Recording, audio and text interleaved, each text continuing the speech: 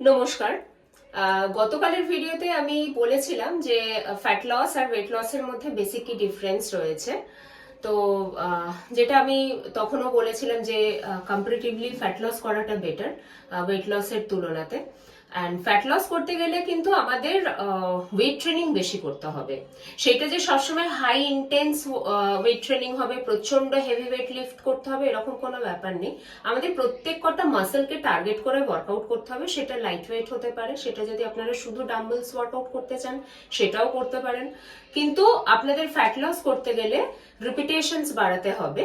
মানে আপনি light ওয়েটেই workout করুন, আপনি সাপোজ 5 কেজি তোলেন, বাট আপনি 2 কেজি করুন বা 3 কেজি করুন, বাট রিপিটেশনস আপনারা 20+ রাখুন। আর সেক্ষেত্রে সেট হবে 3 সেটস, আর প্রত্যেকটা সেটের মাঝখানে লেস দেন 1 মিনিট গ্যাপ রাখুন। তো এই ভাবে প্যাটার্নে যদি আপনারা করেন ওয়েট ট্রেনিং, তো আপনারা কিন্তু খুব ফাস্ট ফ্যাট বার্ন করতে পারবেন। ফ্যাট বার্ন করলে আপনাদের মাসেলস গুলো আরো প্রমিনেন্ট হবে এবং আপনাদের যেটা বডির ন্যাচারাল স্ট্রাকচার সেটা কিন্তু আপনারা পেয়ে যাবেন। আর সেক্ষেত্রে কি হবে, আপনাদের একটু রোগাও লাগবে দেখতে। আর ওয়েটটা হয়তো ওয়েট লসের তুলনায় কম্পারেটিভলি কম লুজ হবে, কিন্তু সেটা বেটার ওয়েতে হবে। আপনারা যদি ওয়েট লস করে নেন, সেক্ষেত্রে যদি মাসেল লস হয়ে থাকে, সেটা কিন্তু পরবর্তীকালে রিগেইন করাটা একটু ডিফিকাল্ট হয়ে যায় এবং সেক্ষেত্রে কিন্তু আবারও সেই ওভারঅল আপনারা ওয়েট গেইনই করে ফেলতে পারেন। মাসেল লস হওয়াটা মোটেই ভালো নয়। অ্যান্ড হয়তো দেখা গেল যে আপনারা ওয়েট লস করছেন, প্রচন্ড কার্ডিও করছেন, প্রচন্ড হাই ইন্টেন্সিটি ওয়ার্কআউট করছেন, উইকে হয়তো 3-4 দিন কার্ডিও করে ফেলছেন, আপনারা হয়তো ছিপছিপে রোগা হয়ে গেলেন। কিন্তু তাতে কি হচ্ছে না, আপনারা যেহেতু ওয়েট ট্রেনিং বা এগুলো করছেন না, শুধুমাত্র কার্ডিওর উপরে জোর দিচ্ছেন, এতে আপনার কার্ডিওভাস্কুলার যে সিস্টেমটা রয়েছে সেটা হেলদি হচ্ছে।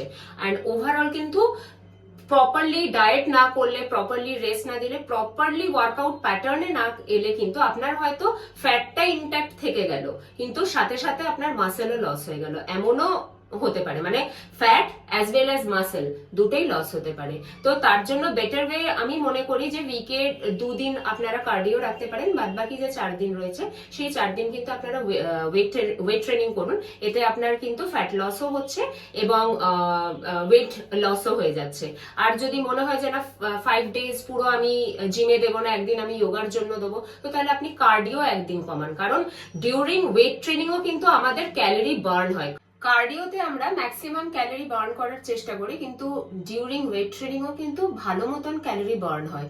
তো আপনারা একটা ক্যালোরি ডেফিসিট ডায়েট ফলো করতে পারেন, পাশাপাশি উইকে 3 থেকে 4 দিন ওয়েট ট্রেনিং করুন, একদিন কার্ডিও রাখুন এবং একদিন আপনারা যোগা বা পিলাটিসের জন্য রাখলেন, আর বাদ বাকি দিন আপনারা রেস্ট নিতে পারেন। তো এই প্যাটার্নে চললে আমার মনে হয় আপনাদের প্রপার ওয়েতে ওয়েট লসও হবে এবং ফ্যাট লসও হবে। টিপিক্যালি ওয়েট লস হবে না, মানে অ্যাজ ওয়েল অ্যাজ ফ্যাট লসও হবে। আপনারা ওয়েটও রিডিউস করছেন এবং তার সাথে সাথে বডিকে লিনও বানাতে পারছেন।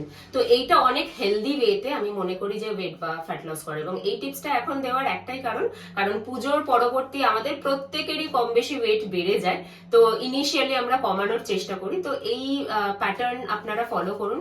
এই রকম যে আমি মেনশন সেটস বললাম, রিপিটেশনস বললাম, এই প্যাটার্ন ফলো করলে কিন্তু আপনারা খুব ইজিলি যে গেইন ওয়েটটা হয়েছে পুজোর সময় সেটা কিন্তু আপনারা রিডিউস করে ফেলতে পারবেন। তো আজকের ভিডিও আশা করি আপনাদের জন্য হেল্পফুল হলো। এইরকম আরো ভিডিও পেতে আমার চ্যানেলটা সাবস্ক্রাইব করুন, আমার ভিডিওসগুলো আপনাদের ফ্রেন্ডস এন্ড ফ্যামিলির সঙ্গে শেয়ার করুন এবং পরবর্তীকালে এরকম আরো ছোটখাটো ভিডিও বা টিপস পেতে, workout related, health related tips পেতে আমার সাথে থাকুন। আর আমার ভিডিওটা লাইক করুন, আরো বেশি শেয়ার করুন। নমস্কার।